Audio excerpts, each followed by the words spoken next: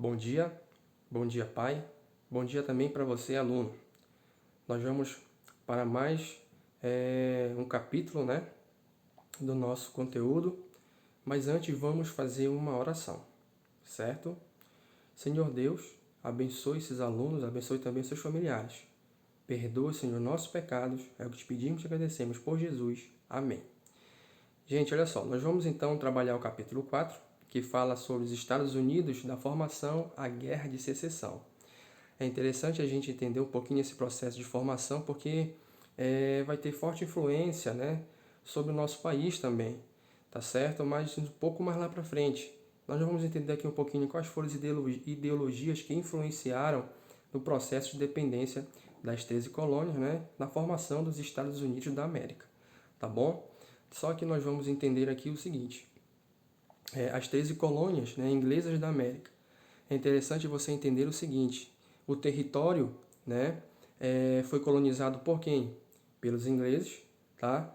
Toda a América, se você for entender um pouco, a América do Norte, a América Central e a América do Sul, ela foi colonizada pelos europeus.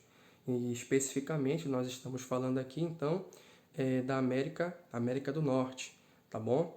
Logo nós vamos ver que o pensamento desses europeus era ir em busca, ir em busca de quê? Das riquezas, metais preciosos, aonde? No chamado Novo Mundo, lá no século XV, que essa ideia ela vai ser colocada em prática pelos europeus, que vão em busca dessas riquezas, chamadas assim por eles, em territórios conhecidos como Novo Mundo, no período das grandes navegações.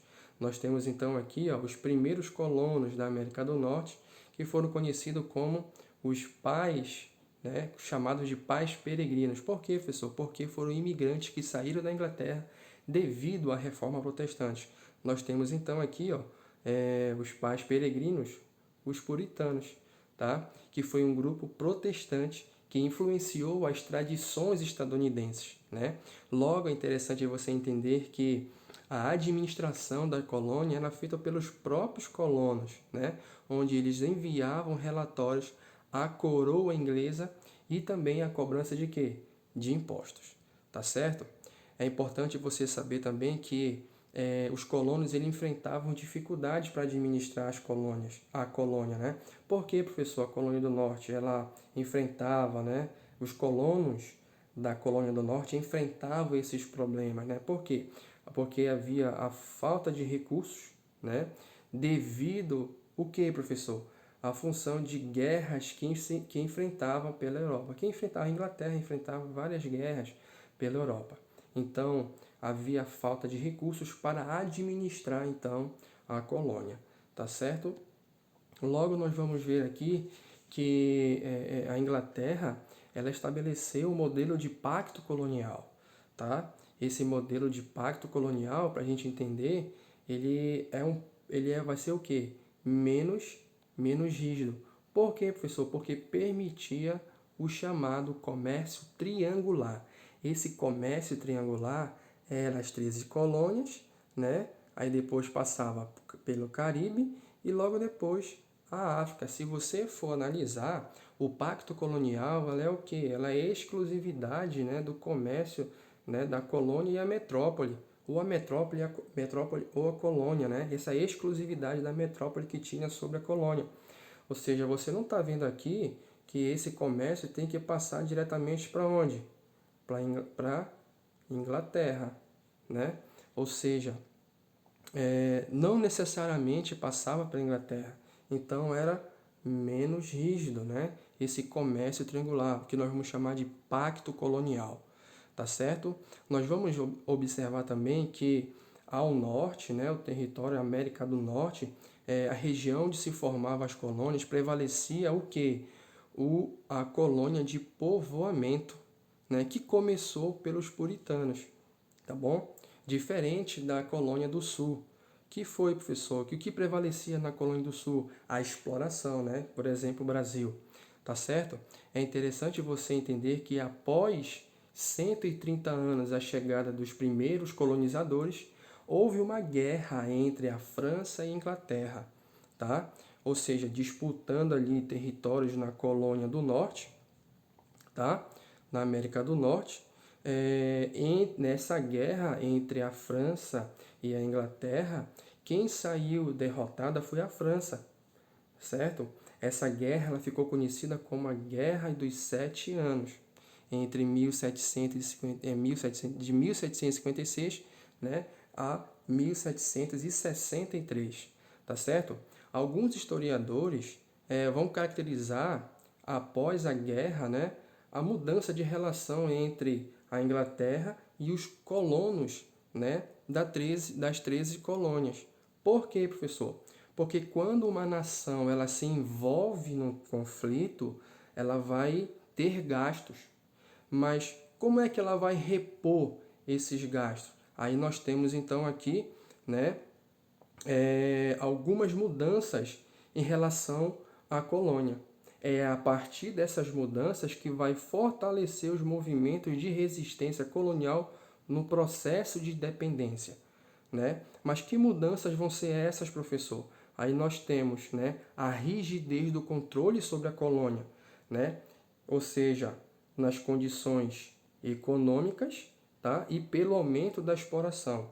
Então, essa mudança, né, segundo alguns historiadores, da relação entre a Inglaterra e também os colonos das 13 colônias, vai ser um dos motivos para que então seja dado o primeiro passo para o processo de dependência, né, por conta dessa rigidez, né, do controle sobre as colônias através das condições econômicas e pelo aumento da exploração, tá? Logo, nós vamos ver aqui essa mudança na relação entre a Inglaterra e as 13 colônias. Nós temos então aqui, por exemplo, né, a lei do açúcar que foi imposta às 13 colônias. Por quê? Ela estabelecia a cobrança de impostos sobre todo o açúcar que não fosse produzido em alguma região inglesa, né? Se a gente for observar, muitos desses comércios do açúcar, né, vinham de outras regiões que não eram de domínio da Inglaterra, tá? Ou seja, esse açúcar que não vinha do território, né, de domínio inglês, vinha com um aumento vinha cobrado imposto, né, absurdo, tá? O que fez criar um sentimento de insatisfação dos colonos, né, da América do Norte, tá certo? Logo nós temos aqui, ó, a lei do selo, que estabelecia que jornais, panfletos, revistas, livros, enfim, qualquer material resultante de impressão tivesse o selo inglês. Mesmo que o preço do selo fosse insignificante, né, para os colonos, mas isso mostrava o quê? Mostrava o controle, né, sobre o território, né, da América do Norte. A partir daí, essa mudança vai mudar a relação entre a Inglaterra, né, ou seja, a metrópole, e também os colonos das 13 colônias. Tá certo? Nós temos então aqui a lei do aquartelamento. Essa lei do aquartelamento, ela impunha aos colonos o fornecimento de alojamento e da maioria dos recursos exigidos para a manutenção das tropas britânicas. O que isso significa, professor? As tropas britânicas, né, elas vão agora ser mantidas pelos colonos e não vai ter mais a manutenção de quem? Da Inglaterra, o que vai gerar gastos para esses colonos, o que vai então fazer com que eles tenham mais uma vez, né, que eles vão ter esse sentimento de insatisfação por conta dessas leis, tá bom? Nós temos então aqui a lei do chá. A lei do chá, ela eliminava toda a intermediação colonial no comércio do chá importado da China, ao conceder a uma companhia inglesa o direito exclusivo desse mercado. Ou seja, lembra que eu falei para vocês lá do comércio triangular, né, em que o pacto colonial não era muito rígido, mas agora aqui nós temos a exclusividade. Ela tira então as 13 colônias, né, desse comércio, né, do chá que é importado da Índia, e direciona exclusivamente a companhia inglesa, o que vai deixar também insatisfeito os colonos, né, das 13 colônias, ok? Então nós temos aí essas leis, né, de endurecimento, né, e é rígido, o que vai deixar um sentimento de insatisfação dos colonos, tá bom? Logo nós vamos observar o seguinte, que toda essa satisfação, né, vai gerar então um descontentamento, né, já insatisfação, tá? Formar grupos de resistência, né, a essas leis que foram impostas à colônia. Logo nós temos aqui, olha só que interessante, aí vem a ideia, né, das influências iluministas. Por que, professor, das influências iluministas, né? Nós falamos na aula passada, né, sobre os séculos da luzes, ou seja, o iluminismo. Nós destacamos vários iluministas, né, que foram importantes nas suas ideias, nas suas reflexões. Nós vamos destacar aqui, por exemplo, Jean-Jacques Rousseau, né, que defendia que todo governo deveria ser estabelecido a partir da vontade da maioria, característica de democracia.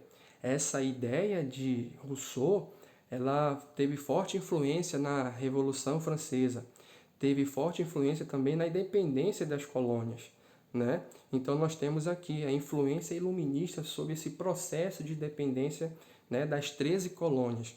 Nós vamos então aqui, né, apontar o questionamento, né, do antigo regime, né, defendiam o liberalismo econômico. Aí nós vamos lembrar de quem? De que filósofo?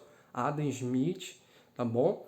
Logo, a partir do momento que é questionado o antigo regime, é defendido o liberalismo econômico, nós temos então aqui algumas características que vai ser chamado, né, como Revolução Americana. A situação ainda vai piorar quando aumentaram as taxas alfandegárias, né? Ou seja, depois da lei do açúcar, do selo, tá, do chá, isso criou um sentimento de insatisfação, ainda vai aumentar o imposto, né, das taxas alfandegárias. Só que essa insatisfação vai ser mesmo na lei do chá, onde os revoltosos, né, os colonos revoltados com a intromissão da Inglaterra, né, dos ingleses sobre o comércio do chá, o que foi que eles fizeram? Eles invadiram o porto de Boston, jogaram parte da carga do chá no mar, né? Isso foi um ato de manifestação, de protesto contra a lei do chá, e esse ato de manifestação ficou conhecido como a Festa do Chá no Porto de Boston. Tá certo? Logo depois nós vamos entender que foram realizados 2 congressos na Filadélfia. Tá? O primeiro, né, teve como objetivo de aumentar as pressões coloniais, só que não deu certo, né? E já no segundo encontro, no segundo congresso, nós temos aqui, foi decidido em consenso, o rompimento total, definitivo, com a metrópole, a Inglaterra. Então, no dia 4 de julho de 1776, né, foi declarada então a independência das 13 colônias, sendo que a Inglaterra, ela foi então, ela foi aceitar, né, a independência das suas colônias 2 anos depois, o que então formou o que nós vamos chamar de Estados Unidos da América. Tá certo? É interessante você entender que nesse processo de independência teve a participação da França. Mas a França vai apoiar quem? Os ingleses ou os colonos? Os colonos. Por quê, professor? Porque foram derrotadas na Guerra dos 7 Anos, né? Sendo que, como eu falei para vocês, uma nação que se envolve, né, no conflito, em uma guerra, ela vai ter gastos. Então, esse fator da França ter se envolvido, né, para apoiar os colonos para conquistar a independência, vai trazer alguns prejuízos para a sua economia, o que vai ser um dos fatores para o processo da Revolução Francesa. Mas nós vamos ver isso em outro momento, tá certo? Valeu, gente!